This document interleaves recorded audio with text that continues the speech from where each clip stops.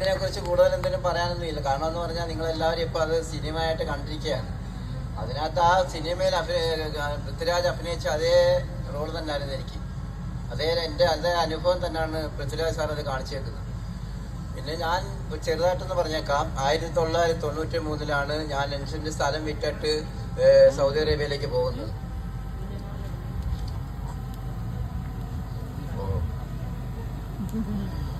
അങ്ങനെ ബോംബെ നിന്നാണ് ഞാൻ കയറി പോകുന്നത്. റിയാദ് എയർപോർട്ടിൽ ഇറങ്ങി ഞാൻ കുറച്ച് നേരം വെയിറ്റ് ചെയ്തപ്പോൾ എന്നെ വിളിക്കാൻ ആരും വന്നില്ലായിരുന്നു. അങ്ങനെ പിന്നെ ഞാൻ പുറത്തിറങ്ങിക്കഴിഞ്ഞ് ഒരു അറബി വന്നിട്ട് എന്നെ വിളിച്ചു. ഞാൻ എൻ്റെ അന്നത്തെ ആ ബുദ്ധിമേശക്കുറവ് കൊണ്ട് ഞാൻ ചെന്ന് പാസ്പോർട്ട് എൻ്റെ കയ്യിൽ നിന്ന് വാങ്ങിച്ചിട്ട് പറഞ്ഞ് നീ എൻ്റെ ആമലാന്ന് പറഞ്ഞിട്ട് എന്നെ കയറ്റിക്കൊണ്ട് പോകുമായിരുന്നു. അങ്ങനെ വെറും മരുഭൂമിയിലേക്കാണ് ഈ വണ്ടി പോകുന്നത്. 1-2 മണിക്കൂറോളം ആ മരുഭൂമിയിൽ കൂടി ഈ വണ്ടി ഓടി. എങ്ങോട്ട് നോക്കിയാലും നമ്മളെ മാനം വിട്ട് കിടക്കുന്ന പോലെ ഒരു ബിൽഡിങ്ങോ ഒരു ആൾക്കാരെയോ ഞാനൊന്നും കണ്ടിട്ടില്ല. എയർപോർട്ട് വെച്ച് കണ്ടതല്ലാതെ പിന്നെ ആരെയും കണ്ടിട്ടില്ല. അങ്ങനെ ചെല്ലുമ്പോഴാണ് ഒരു 10-700 ആടും ഒരു 10-20 ഒട്ടകവും ഇങ്ങനെ നിൽക്കുന്നത്. അവിടെ തന്നെ ഒരു ഭീകര ജൂബിയപ്പോൾ ഒരു മനുഷ്യനും നിൽപ്പുണ്ട്. എനിക്ക് മുമ്പേ വന്ന ആളാണത്. കാരണം അയാളെ കണ്ടപ്പോൾ തന്നെ ഞാൻ പേടിച്ചു പോയി. ഞാൻ അന്നേരം കരയുവാണ്. കാരണം ഞാൻ പെട്ടുപോയി. എനിക്ക് രക്ഷപ്പെടാൻ ഒരു മാർഗവും ഇല്ലാത്ത ഒരു അവസ്ഥയിലാണ്. അതുകൊണ്ട് ഞാൻ അങ്ങ് കരയുക. അങ്ങനെ രാത്രിയായിരുന്നു ചെന്നത്. രാത്രി ചെന്ന് ഈ അറബി എന്നെ അതിനകത്ത് കയറ്റിയിട്ട് അങ്ങ് പൂട്ടി, ആ ഗേറ്റങ്ങ് പൂട്ടി. മരുഭൂമിയിൽ തന്നെയാണ്. ആ മരുഭൂമിയിൽ തന്നെ ആളിൻ്റെ അടുത്ത് ഒരു കട്ടിലടപ്പമുണ്ട്. അതിനകത്ത് കൊണ്ടുവന്ന് എൻ്റെ സാധനങ്ങളെല്ലാം വെച്ചിട്ട് ഞാൻ അതിനകത്ത് മാറി ഇരുന്ന് കരയുക.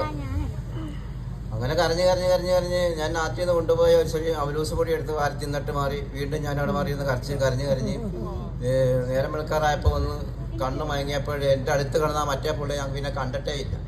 ആ പിറ്റേന്ന് അയാളുടെ എവിടെയോ അങ്ങ് പോയി. ഇനി അയാളായിട്ട് വിട്ടതാണോ അതോ അയാളൊറ്റയ്ക്ക് പോയതാണോ എന്ന് അറിയുന്നില്ല. കാരണം അയാൾക്ക് വയ്യ തീരാൻ. ആകപ്പാടങ്ങ് പിന്നെ ഒരു വികൃത രൂപം പോലെ നിൽക്കുവാണ്.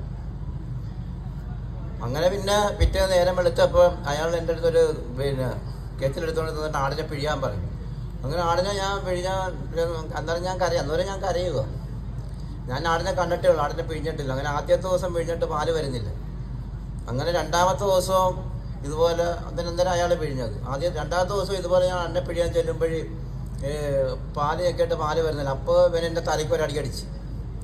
അന്നേരം പിന്നെ എനിക്കറിയാം ഇനി എന്നെ കൊല്ലും ചിലപ്പോൾ. അങ്ങനത്തെ ഒരു അവസ്ഥയിലാണ് പോയിക്കൊണ്ടിരിക്കുന്നത്. മൂന്നാമത്തെ ദിവസം ഞാൻ എൻ്റെ ദൈവങ്ങളെല്ലാം വിളിച്ചിട്ട് ഞാൻ ഞെക്കിയപ്പോൾ പാല് കിട്ടി.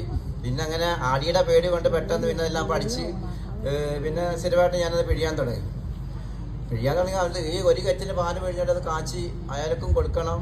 എനിക്ക് ആദ്യം തന്നത് ഞാൻ കുടിച്ചിട്ട് ഭയങ്കര സ്മെല്ലാണ്. കഴുകാതെ കുളിക്കാത്തേക്ക് ആടല്ലേ. പിന്നെ കുറച്ച് ദിവസമൊന്നും ഞാൻ കുടിച്ചില്ല. പിന്നെ അത് കുടിക്കാതെ രക്ഷയില്ലെന്ന് കണ്ടപ്പോഴാണ് പിന്നെ ഞാൻ കുബൂസിനകത്ത് മുക്കി കുറേശ്ശെ കുടിക്കാൻ തുടങ്ങിയത്. അല്ലെങ്കിൽ പിന്നെ എൻ്റെ ജീവൻ ഇപ്പോഴും ഇവിടെ കാണത്തില്ലായിരുന്നു. അങ്ങനെ പിന്നെ ഈ ഓരോ ദിവസം ഇങ്ങനെ തട്ടി പോവുകയാണ്. പിന്നെ ദിവസങ്ങൾ ഏതാ ദിവസമൊക്കെ മറന്നുപോയി. ദിവസം ഏതാ മാസം ഏതാന്നൊക്കെ ഉള്ള ആ ചിന്തയങ്ങ് മറന്നുപോയി.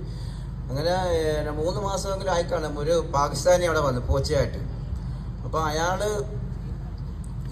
അവിടെ കൊണ്ട് കൈകൾ പോയി കാണിച്ചപ്പോൾ ഞാനും കൈ പൊക്കി. അയാൾ എന്നെ രക്ഷപ്പെടുത്താനായിട്ട് ഇങ്ങനെ വന്നതായിരുന്നു. അപ്പോൾ ഈ അറബി അത് കണ്ടിട്ട് ഓടി വന്നിട്ട് എന്നെ അവിടെ നിന്ന് മാറ്റി. അങ്ങനെ ഞാൻ പെട്ടെന്ന് എൻ്റെ ബാഗിനകത്തൊരു കത്തെഴുതി വെച്ചപ്പോൾ ഉണ്ടായിരുന്നു. ആ കത്ത് ഞാൻ എടുത്തുകൊണ്ട് ഇങ്ങനെ പൊക്കി കാണിച്ചപ്പോൾ അദ്ദേഹം പറഞ്ഞില്ല അവിടെ കാണും കൊണ്ട് ഇട്ടേ ഞാൻ എടുത്തുകൊണ്ട് പോയിക്കൊള്ളാമെന്ന് പറഞ്ഞു. അങ്ങനെ അതായത് ആ ഒരു കത്ത് 3 മാസം കഴിഞ്ഞപ്പോൾ നമ്മുടെ വീട്ടിൽ കിട്ടി. ഇതുപോലെ ഞാൻ മരുഭൂമിയിൽ പെട്ട് കിടക്കുവാണ്. അതിന് ഞാൻ ഒരുപാട് ക്രൂരമായിട്ടൊന്നും എഴുതിയില്ല. ഇതുപോലെ മരുഭൂമിയിൽ പെട്ട് കിടക്കുവാണ്, പിന്നെ എനിക്ക് രക്ഷപ്പെടാൻ മാർഗം വളരെ കുറവാണെങ്കിലും ഞാൻ ഇവിടുന്ന് ചാടി രക്ഷപ്പെട്ട് വരുമെന്നൊക്കെ പറഞ്ഞുള്ളൊരു കത്താണ് എഴുതിയത്.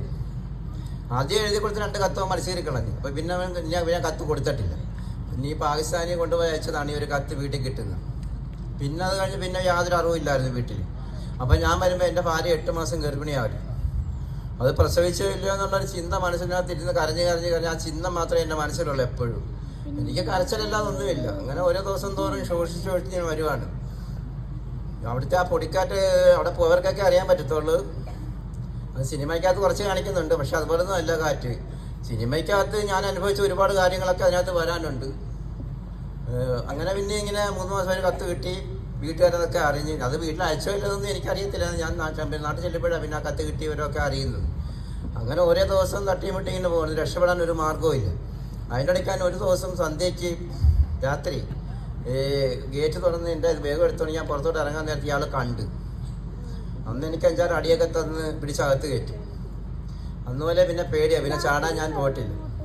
മരിക്കട്ടെ എന്നുള്ള ഒരു രീതിയിൽ തന്നെ അവിടെ കിടന്നു.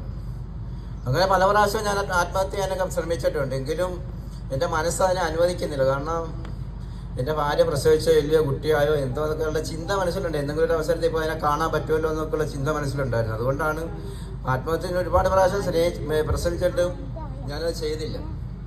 കാരണം ചെയ്തു പോകും. അതുപോലുള്ള അവസ്ഥയാണ് അവിടെ. അത് ആർക്കും പറഞ്ഞ് മനസ്സിലാക്കി തരാൻ പറ്റത്തില്ല. അങ്ങനത്തെ ഒരു അവസ്ഥയാണ് അവിടുത്തെ. പിന്നെ ഞാൻ ഇതുപോലെ ഓരോ ദിവസം ഇങ്ങനെ തട്ടിമുട്ടി ഇങ്ങനെ പോവാണ്. അങ്ങനത്തേക്ക് അങ്ങ് ക്ഷീണിച്ച് ഞാൻ. മുടിയൊക്കെ വളർന്ന് നഖവും വളർന്ന് ആകപ്പാട് 2 കൊല്ലവും 4 മാസം ആകാറായി. പെട്ടെന്ന് ഞാനങ്ങ് പറഞ്ഞ് തീർക്കുവാണ്.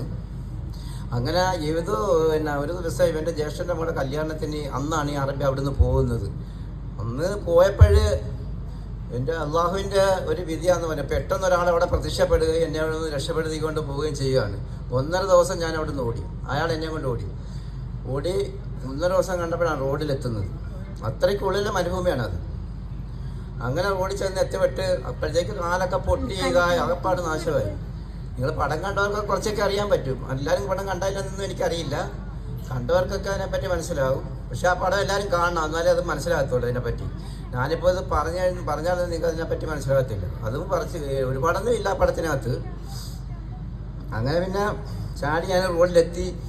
അപ്പോൾ ആകപ്പാട് മുഷിഞ്ഞ വേറൊരു ആടിൻ്റെ ഒരു സ്മെല്ലും എല്ലാം ആയിട്ടുള്ള ഒരു മുഷിഞ്ഞ വേഷമാണ്. കുളിക്കാനോ നനയ്ക്കാനോ ഒന്നും ഇല്ല. 2-3 പ്രാവശ്യം ആകപ്പാട് കുളിച്ചിട്ടുണ്ട്. അങ്ങനെ റോഡിലെത്തിയപ്പോൾ ഈ മനുഷ്യൻ എൻ്റെ 5 റിയാൽ തന്നു. എന്നിട്ട് എൻ്റെ അടുക്ക പറഞ്ഞ് റിയാദ് ബത്തേന്ന് പറഞ്ഞാൽ മതി, അവിടെ മലയാളികളൊക്കെ ഉണ്ട്, അവിടെ ആയിട്ട് ഏതെങ്കിലും വണ്ടിക്ക് കൈ കാണിച്ചിട്ട് അങ്ങനെ പറയാൻ പറ്റില്ല. അങ്ങനെ ഞാൻ പിന്നെ ഒരുപാട് വണ്ടിക്കൊന്നും കൈ കാണിച്ചിട്ടൊന്നും നിർത്തിയില്ല. അങ്ങനെ ലാസ്റ്റ് ഒരു അറബി എന്നോട് കൊണ്ട് നിർത്തി തന്നു. നല്ലൊരു അറബി, ഒരു ഉദ്യോഗസ്ഥനായ. എന്നിട്ട് എൻ്റെ ഒരു കുപ്പി വെള്ളം എനിക്ക് ആദ്യം തന്നു. അത് ഞാൻ കുടിച്ച് എന്നിട്ട് പറഞ്ഞ് വണ്ടിക്കകത്ത് കയറി ഇരുന്നോളാൻ പറഞ്ഞു. അങ്ങനെ വണ്ടിയിൽ കയറി ഇരുന്ന് ഒരു ചെക്ക് പോസ്റ്റൊക്കെ കഴിഞ്ഞു. 2 മണിക്കൂറെങ്കിലും ഓടേണ്ടി വരും. ചെക്ക് പോസ്റ്റൊക്കെ കഴിച്ച് അയാൾ ചെക്ക് പോസ്റ്റ് ആയപ്പോൾ ആളെ പറഞ്ഞ് വണ്ടി നിറയെ താഴെ ഇരുന്നോളാൻ പറഞ്ഞു. അങ്ങനെ താഴെ ഇരുന്നുള്ള ചെക്ക് പോസ്റ്റൊക്കെ കഴിച്ച് കൊണ്ടുവന്ന് റിയാദ് ബത്തേലിറക്കി. അന്നേരമാണ് ഞാൻ ഗൾഫ് സൗദി അറേബ്യ ആദ്യമായിട്ട് കാണുന്നത്. അതുപോലെ ജനങ്ങൾ മണ്ണ് ചുണ്ടിടാൻ സ്ഥലമില്ലാത്ത ജനങ്ങളാണ്. അപ്പോൾ അവിടുത്തെ ഒരു ഹോട്ടലുകാരൻ എന്നെ വിളിച്ച് കയറ്റി എനിക്ക് ഭക്ഷണമൊക്കെ തന്ന് വേറെ ഭക്ഷണമൊക്കെ തന്നെ ആദ്യമായിട്ട് നല്ല ഭക്ഷണം ഞാൻ കഴിക്കുന്നു.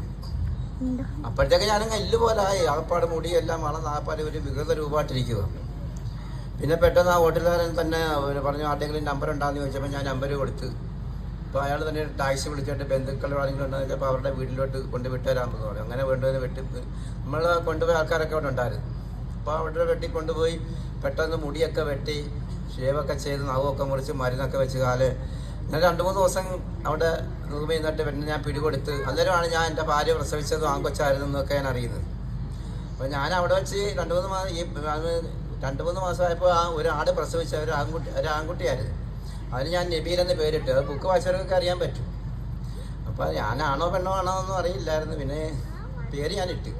എന്തായാലും തിരിച്ച് പിന്നെ 2 വർഷം കഴിഞ്ഞപ്പോൾ ഈ ആൾക്കാരുടെ റൂമിലെത്തിയപ്പോഴാണ് അവരാ പറഞ്ഞത് ഇതുപോലെ പ്രസവിച്ച ഒരു ആൺകുട്ടിയായിരുന്നു.